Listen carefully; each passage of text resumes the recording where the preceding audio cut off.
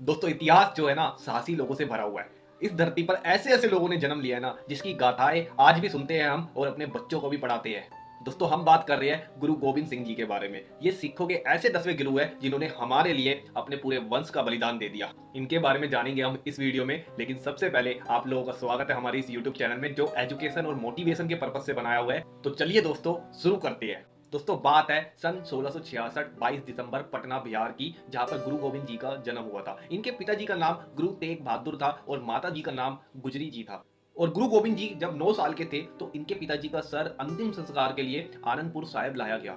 गुरु गोविंद जी के पिताजी ने भी क्या अपना बलिदान दिया था कश्मीरी पंडितों के लिए और हिंदुओं के लिए, मुगलों के खिलाफ आवाज उठाकर। गुरु गोविंद जी ने जब अपने पिताजी की शहादत को देखा तो उन्होंने 19 साल तक की उम्र में तैयारी की मुगलों के खिलाफ। गुरु गोविंद जी ने संस्कृति, फारसी, हिंदी उन्हें पहले से आती थी और पंजाबी उन्हें पहले से आती थी। ये दो लैंग्वेजेस उन्होंने नई और सीखी और साथ में घुड़सवारी करना, बंदूक चलाना, ये भी इनकी शिक्षा में शामिल था। और दूसरी तरफ मुगल शासन अपनी चरम सीमा के ऊपर था। आनंदपुर साहिब में धीरे धीरे गुरु गोविंद जी की पंथ जो थी वो बढ़ती जा रही थी। यही देखकर औरंगजेब ज्यादा डर गया और उसने अपने वजीर खान को बोला कि आनंदपुर साहिब पर जरा नजर रखो, इनको देखो, इनको संभालो। और वजीर खान ने अपने 5 लाख लोगों की सेना आनंदपुर साहिब भेज दी। और गुरु गोविंद जी की जो पंथ थी इससे पहले से तैयार थी, तो वहां पे वजीर खान की सेना को मुंह की खानी पड़ी। अब वजीर खान को पता था कि मैं आनंदपुर साहिब जा नहीं सकता, तो उनने क्या करा, पूरे आनंदपुर साहिब की घेराबंदी कर ली, जिससे कि जरूरतों का सामान आनंदपुर साहिब में ना जा पाए। खाना पीने से लेकर मेडिसिन से लेके औषधि से लेके वो उनको प्राप्त ना मिल पाए। और वजीर खान ने वहां के पहाड़ी राजाओं के साथ मिलकर गोविंद जी को एक प्रस्ताव भेजा।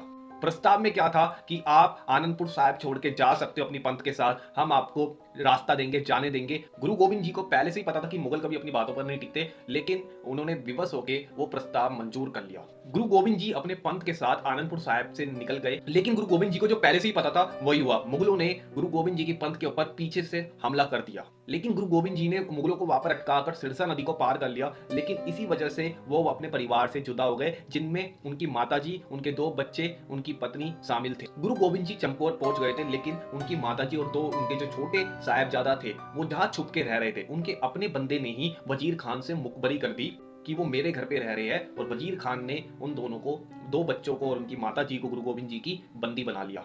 और वजीर खान ने चमकौर को भी नहीं छोड़ा, 10 लाख की सेना लेकर चमकौर के महल पर आक्रमण कर दिया। और वो जो युद्ध था कई महीनों तक चला। युद्ध में गोविंद जी के 2 बड़े बेटे शहीद हो गए। गोविंद जी की जो पंथ थी उन्होंने गोविंद जी को एक सुरक्षित स्थान पर पहुंचा दिया।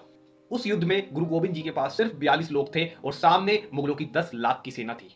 इसलिए कहा जाता है दोस्तों, चिड़िया दे नाल बाज लड़ावा, गिदड़ा नू मैं शेर बनावा, 1.25 लाख से एक लड़ावा, ता गोविंद सिंह नाम कमावा।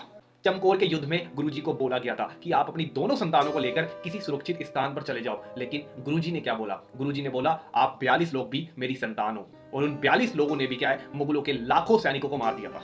वो युद्ध मुगल जीत गए थे, लेकिन तो भी गोविंद जी उन मुगलों के हाथ नहीं आए। वहां वजीर खान परेशान हो गया और जो बंदी बना रखे थे गुरु गोविंद जी के 2 छोटे बेटों को उसने बुलाया और सोचा कि इनको तो मैं अपने सामने झुका लूंगा, ये तो बच्चे हैं, ये क्या कर लेंगे मेरा। लेकिन वो 2 छोटे साहबजादे गोविंद जी के थे, कहते थे कि झुकेंगे नहीं, चाहे मौत को ही गले क्यों ना लगाना पड़े।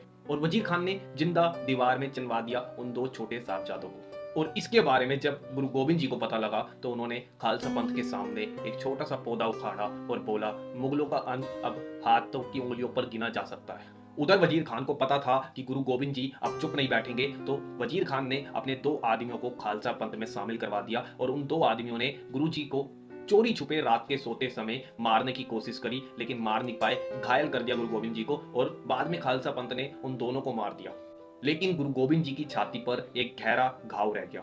लेकिन तब तक गुरु गोविंद जी ने मुगलों के अंत का बीज बो दिया था बंदा सिंह बहादुर को खड़ा करके। बंदा सिंह बहादुर ने 5000 खालसा पंथ की सेना लेकर हमला कर दिया था वजीर खान के ऊपर, और वजीर खान का सर धड़ से अलग कर दिया। और हिंदुओं को, पूरे हिंदुस्तान को, उस समय जितने भी मुस्लिम थे जो अच्छाई के खिलाफ थे, उन सबको उस समय आज़ादी दिलवाई। दोस्तों इस वीडियो को हम यहाँ पर ख़त्म करते हैं, लेकिन गुरु गोविंद जी के बारे में और उनके बच्चों के साहबजादों के बारे में, इनकी जो वीर गाथाएं है, इस छोटी सी वीडियो में पूरी नहीं हो पाएगी, बल्कि पूरा दिन भी कम पड़ जाएगा अगर मैं बताने लगूँ तो। दोस्तों गुरु गोविंद जी के बारे में जब मैं ये सब कुछ पढ़ रहा था तो मेरे जो पूरे शरीर का जो एक एक रोम रोम था वो खड़ा हो गया था, ये समझो। और मैं एक रात अच्छे से सो भी नहीं पाया था, और पूरा दिन बस गुरु गोविंद जी और इनके साहिबजादों और कैसा माइंडसेट जो था वो रहा होगा, मैं ये सोच रहा था। इन्होंने युद्ध किया तो सिर्फ धर्म के लिए किया और धर्म से बड़ा कुछ भी नहीं होता। इन्होंने आज ये साबित कर दिया। दोस्तों ये जो वीर गाथा है ये आपको हमारी हिस्ट्री की किसी किताब में नहीं मिलने वाली। आपको गुरु गोविंद जी का नाम किसी किताब में आपको नहीं दिखने वाला जो हमें स्कूल में पढ़ाया जाता है। इस वीडियो के माध्यम से मैं आप तक ये गाथा पहुंचा पाया हूं, ये रियल स्टोरी पहुंचा पाया हूं। आपको एक छोटा सा काम करना है, इस वीडियो को स्प्रेड करना है, इस वीडियो को शेयर करना है, जितना हो सके उतना शेयर करना है। जो लोग नहीं जानते गुरु गोविंद जी के बारे में वो लोग समझे, जाने और अपने बच्चों को गुरु गोविंद जी के बारे में बताएं। और अगर आपको ऐसी वीडियोस, ऐसी शौर्य गाथाएं वाली मोटिवेशन वीडियोस, एजुकेशन पर्पस से वीडियोस अच्छी लगती है, सब्सक्राइब करके हमारे साथ जरूर जुड़िए। मिलता हूं मैं आपको नेक्स्ट वीडियो में। Thank you.